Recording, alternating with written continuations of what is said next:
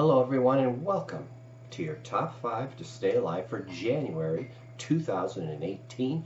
Happy New Year to everybody out there. I want to thank you for being a loyal supporter of the top 5 over the last year. In fact, this is our 5th year of doing the top 5, and hopefully all the information that we provide for you is having an impact on all of your lives. So let's begin with our top 5, the new one for January 2018. Topic number 1. The FDA has just given the green light to another use for a risky chemo drug called Sutent, which is already used to treat cancers of the stomach, bowel, esophagus, and pancreas. But when an advisory committee met earlier this year to vote whether the use of Sutent could be expanded to prevent a return of kidney cancer in those who have had a cancerous kidney removed, 6 experts turned a big thumbs down. Gee, could that be because the warnings on its labels read like a horror story? They even acknowledge that patients taking Sutent are 3 times more likely to have serious side effects. Besides that, they didn't find the alleged promise of the disease-free survival very convincing. But despite the dissent, the agency went ahead anyways. That means untold numbers of kidney cancer patients are now at big risk of being prescribed a drug that has been known to triple the chances of tumors spreading throughout their bodies like wildfire. And that's an especially cruel joke because, as one expert put it, tumors that metastasize are what kill patients at the end of the day. To hear Pfizer talk about its cancer drug Sutent, you would think that it had discovered an actual cure for cancer. However, where Sutent is concerned, it might be just the opposite. While the med may give the appearance of shrinking tumors, that comes with a very big price tag. 5 years ago, Professor Raghu Kalwari from Harvard Medical School conducted an experiment on mice genetically engineered to have breast cancer. In the mice given Sutent, tumors shrunk by a huge 30% in under a month. Wonderful news. But they also started metastasizing throughout the bodies of these mice at 3 times the rate experienced by those rodents who didn't get the drug. Here's how it works. Drugs such as Sutent cut off spore to blood vessels within the tumor and make it shrink by damaging a type of cell called pericytes. Not but P-E-R-I-C-Y, pericytes. But the problem is that when they function properly, these pericytes keep cancer cells in one place. And when they don't, although a tumor may shrink, the cancer cells go into fight or flight mode. If they can't survive in the tumor, they look for somewhere else to set up shop and thrive. 6 years ago, when this study was published in the Journal of Cancer Cell, a flurry of news articles told of the findings, but that was then. Now the FDA is only too happy to oblige Pfizer by allowing it a new way to keep the money rolling in from a drug that made the company over $1 billion last year. And that's despite the side effects such as potentially fatal liver damage, which the drug carries a black box warning for, damage to the heart, including congestive heart failure, hemorrhaging, kidney failure, thyroid dysfunction, high blood pressure, and high blood sugar. Plus, that there's a risk of gruesome condition called osteochondrosis of the jaw, which the jawbone actually dies due to a lack of blood, and an equally horrific disorder called Stevens-Johnson syndrome, in which your skin literally peels off your body as if you had been boiled in oil. Seriously, I couldn't possibly list all the ways Sutent can harm you in this broadcast. Even the most common adverse reactions include fatigue, diarrhea, nausea, loss of appetite, abdominal pain, and hand and foot syndrome, swelling, numbness, and peeling of the skin on the hands and feet. No matter what kind of cancer you have, Sutent isn't a cure, and even Pfizer admits it. And while the hype on its website paints a glowing picture, between mentions of deadly side effects, everything points to the fact that it's just too dangerous a med to take under any circumstances. Certainly having cancer is a serious business and not to be taken lightly, but it's clear that Sutent can quickly take you from a frying pan into the fire. Once again, I can't emphasize enough, megadosing with IV vitamin C is the best way to cure cancer. Moving on to topic number 2. It used to be a choice. Now an employee who doesn't roll up their sleeve for a flu shot is in a big jeopardy of being fired. And the idea that a company can order a worker to have a drug pumped into their body, even forgetting the fact that the flu shot is basically worthless and dangerous, is an unprecedented leap into a mandatory medication. The latest move on the front is coming from Minnesota-based Essentia Health, a large hospital chain operating in the Midwest that recently terminated 69 employees for not submitting to a flu jab. And not all of those fired employees were nurses. One former employee worked in the basement office handling medical records. She said that she rarely even saw coworkers, let alone hospital patients. The truth of the matter is, however, this really has nothing to do with protecting patients. It's an ongoing ploy by Big Pharma's high-level friends to hit up as many American citizens as possible with the flu shot, and they will do whatever it takes to accomplish that. But what we're witnessing now is only the beginning. For the longest time, we've been hearing how important it is for the healthcare personnel to get your yearly flu shot. Then, very quickly, that was extended to other employees. Essentia Health, for example, has expanded that to no shot, no job policy to all of its employees, as well as volunteers, students, and even vendors. That includes the guy loading up the snack machines with chips and pretzels at any of the company's 15 hospitals or 75 clinics, who will now need to show proof of having a flu shot. Unbelievable. But while dozens of dismissed from Essentia for refusing to submit to the vaccine have received a fair amount of press, what you're not hearing is why this is so important to the company and every other healthcare chain and facility in the U.S. Back in 2013, a long-awaited policy went into action. It was the very first time that hospitals were required to report vaccination rates of its healthcare employees directly to the CDC. That was conveniently looped into another hush-hush plan, one involving the Centers for Medicare and Medicaid Services quality reporting. It put hospitals that didn't comply with the tattletale system in jeopardy of losing a ton of money in the form of reduced Medicare and Medicaid payments. At the time, the American Hospital Association tallied that a 100-bed facility that failed to submit its report could lose around $320,000 in payments. Along with that, Medicare started publicly posting how many hospital employees got vaccinated online, a sort of scarlet letter to let the public know just how dangerous it is to set foot in one of these facilities. All of this has resulted in skilled caring healthcare professionals and other employees being fired right and left for the imaginary flu threat they pose to patients by refusing to submit to a shot containing a witch's brew of toxic ingredients.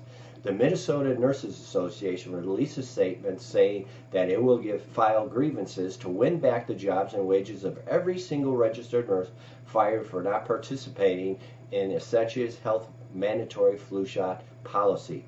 The group also stated that there is no evidence showing that receiving a flu shot reduces influenza numbers in hospitals. It's wonderful that these nurses are being backed up by their association, but honestly, I don't think it knows what it's up against. Big Pharma's influence is far greater than this group could ever imagine, and combined with the CDC and huge fines for noncompliance, well, I don't have to tell you how much power that holds. The truth of the matter is, however, is that the flu shot doesn't work, is extremely risky, and won't keep a hospital flu rate down. If it really did work at preventing the flu, don't you think nurses would be the first ones to get in line to get one? And keeping your sleeves rolled up keeping your sleeves rolled down all the way down is one way to show the powers to be that they can't force us to put our health or even our lives in danger to up Big Pharma's bottom line. Oh well. Topic number 3. By now, all the presents have been opened. Uncle Bob has sung his version of the 12 Days of Christmas more than a dozen times, and the kids and grandkids are busy with the latest tech toys Santa left for them. Time to sit back and relax, right? Not so fast. You may just want to squeeze on in between those video gamers in your house and get a quick lesson on how to play one, because as some new research has discovered, doing so may just be the boost your brain needs to stay sharp. In fact, this treatment is said to be powerful enough to ward off dementia, even Alzheimer's disease. Can you imagine what Big Pharma would do if that golden ticket to preventing Alzheimer's came in from Nintendo instead of Novartis, or PlayStation instead of Pfizer? And considering what researchers from the University of Montreal have found, your doctor may soon write you a prescription to play a game. Researchers tested different kinds of activities that stimulate the brain on a group of volunteers who ranged in age from 55 to 75. Some were asking to take piano lessons for the very first time, and others were selected to play a 3D video game for 30 minutes a day. In this test, the game was Super Mario 64. Now, you would think that trying to learn a complex new activity such as playing the piano would stimulate your brain more than chasing a portly cartoon plumber around a screen, but it didn't. Only the people who played the Super Mario game showed any real changes. They performed better on cognitive tests and showed improved short-term memories. Plus, that MRI showed an increase in gray matter volume in parts of their brains, and since decrease of gray matter is closely associated with memory loss, these findings are extremely significant. Being scientists, however, the researchers also wanted to find out exactly why the video games appeared to cause such a positive change, whereas the piano lessons didn't. And they concluded that playing a 3D video game stimulates the hippocampus region in the brain, causing a cognitive map or mental representation to be formed. In other words, you're forcing your brain to flex its muscle. On the other hand, when you let your brain rest for too long, that gray matter starts to shrink away, or what's better known as atrophy. And since the changes in the volume of the hippocampus appear to be linked to developing Alzheimer's disease, the new discovery may be exactly where future research on dementia is heading. Now, if you've never played one of these new video games, you're in for a surprise. They've gone decades, literally, beyond chasing Pac-Man around a dotted maze. Lots of new brain-stimulating 3D games are coming out all the time, and you can play many of them on your phone or tablet. And what these Canadian researchers found isn't a fluke. It's not even the first time that scientists have discovered the brain benefits these games can offer seniors. But here's something important to remember. You can't just give it a try, say when the kids are around. As neurosurgeon Dr. Ezriel Cornell tells, just picking up a game and fiddling around with it for a few minutes won't do the trick. You have to play long enough to get better at it. Anytime the brain is learning in a learning mode, Dr. Cornell said, there are new synapses forming between the neurons. So by creating all these thousands of new connections, you can apply them to other tasks as well. So step aside and get ready for Super Mario, chasing them around, or whatever game you choose to play. Moving on to topic number 4. It looks like these feds aren't even pretending to police all of those direct-to-consumer prescription drug ads anymore. While the constant drumbeat of drug commercials might just seem to be a major annoyance when you're trying to watch TV, these ads are actually a very big problem to the FDA. Amazingly, Big Pharma spends over $5 billion a year to fill the airways with ads for everything from psoriasis and toenail fungus remedies to blood thinners. And as a result, doctors are reporting that more and more patients are pressuring them for risky prescription drugs they've been seeing pushed on TV. But guess what? The madmen that they hire to create these cinematic commercial productions don't always follow the FDA rules. While it may not be apparent that agency has a very strict list of policies regarding what drug companies can and cannot say about the meds they advertise, a rule book that for the most part seems to have been tucked away in some dusty corner down at the FDA basement headquarters.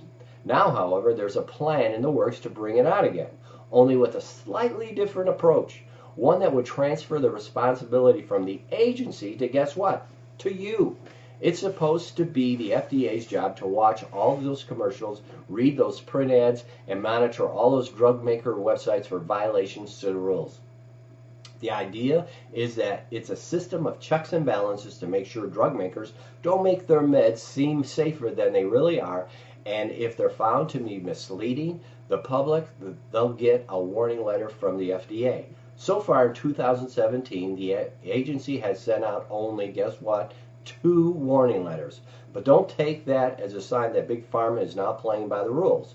Apparently the feds don't enjoy watching these ads any more than you do, and as a result, the number of wrist slaps they give to Big Pharma has taken a nosedive over the past 2 decades.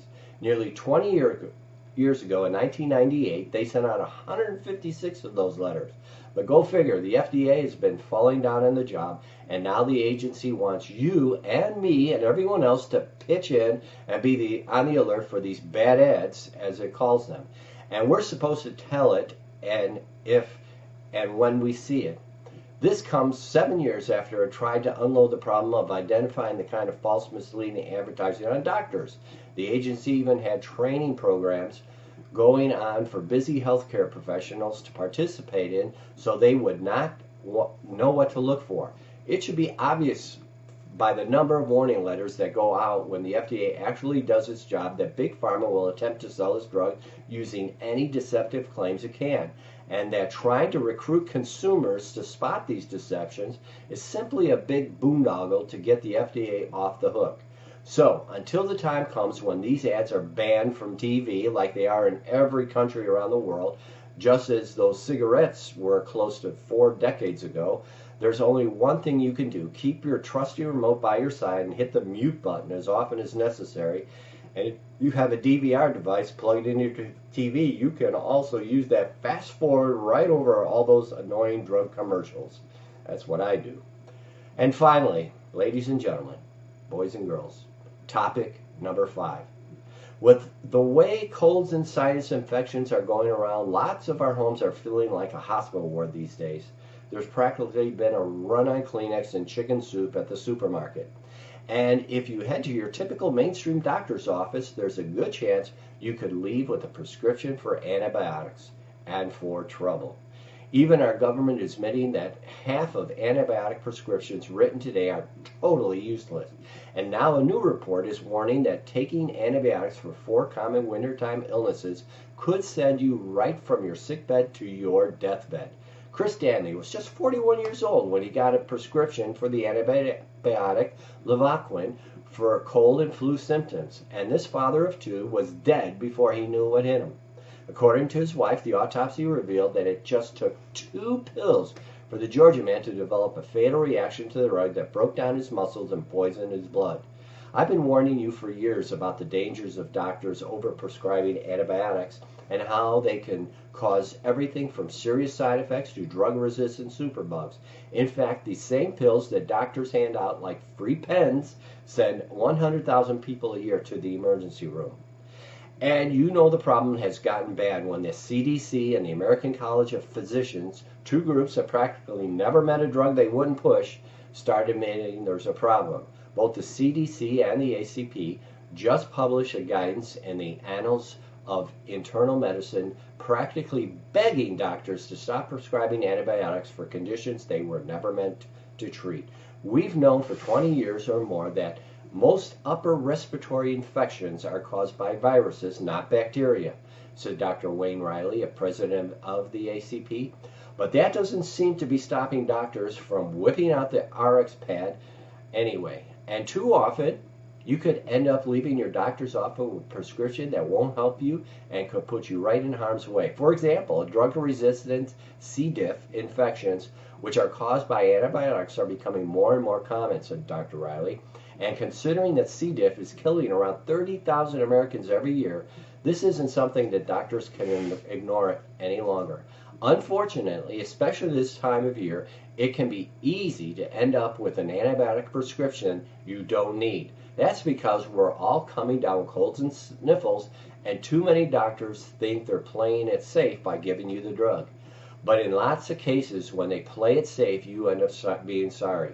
That's why the CDC and ACP are warning that you're better off skipping the antibiotics for these 4 wintertime conditions that usually go away on their own. Number 1, the common cold. Sure, you may feel really sick, but an antibiotic isn't going to help you get better any minute, 1 minute faster. Taking some immune boosting supplements as zinc and elderberry will help out. I also take Airborne or Coldies. First sign of an itchy throat or a sneeze or whatever, I'll start popping Airborne or Coldies and it'll disappear. Routine bronchitis, number 2. Unless your doctor suspects that you may have pneumonia, there's no reason to treat antibiotics for bronchitis. Researchers have found that antibiotics are almost never helpful for bronchitis and may be more likely to cause a serious complication. Number 3 is sore throat. The CDC and ACP are advising doctors that they need a confirmed diagnosis of strep throat before they hand out antibiotics. But many prescribe the med first before they even have evidence of strep. And finally, number 4, simple sinus infection. Uncomplicated sinus infections also will usually go away on their own without resorting to antibiotics, even if they were caused by bacteria.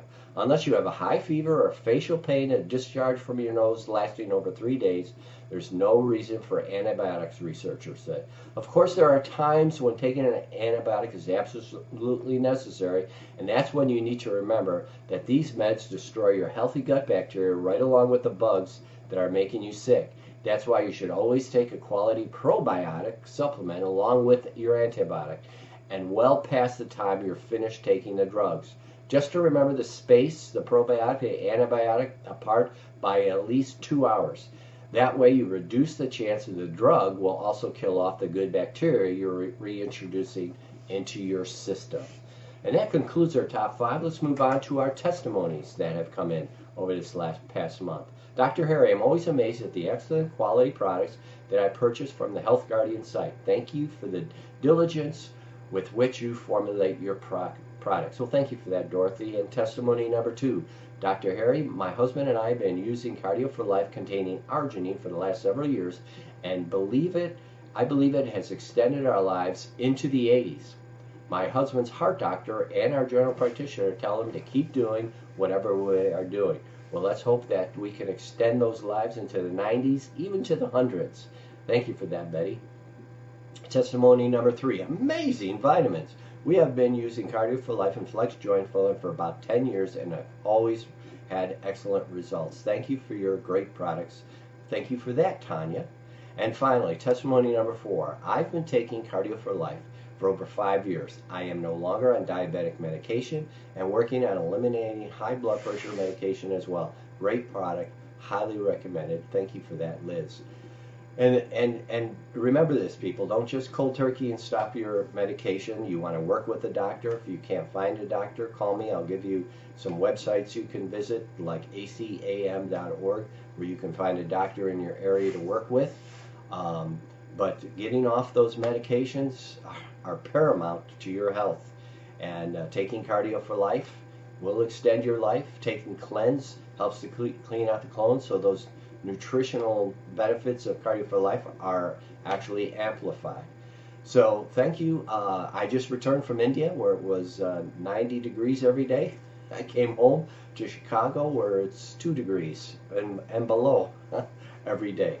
So it's not fun coming home to Chicago, but it was nice visiting my daughter who lives in India and the grandkids. We had a great time. But I thank you for your prayers. I thank you for your support. And I pray that you all have a blessed new year. And, just keep watching the top 5 and learning, and we will grow together. So with that, I wish you the best and optimum health in this coming year. This is Dr. Harry saying, God bless you all. Thank you.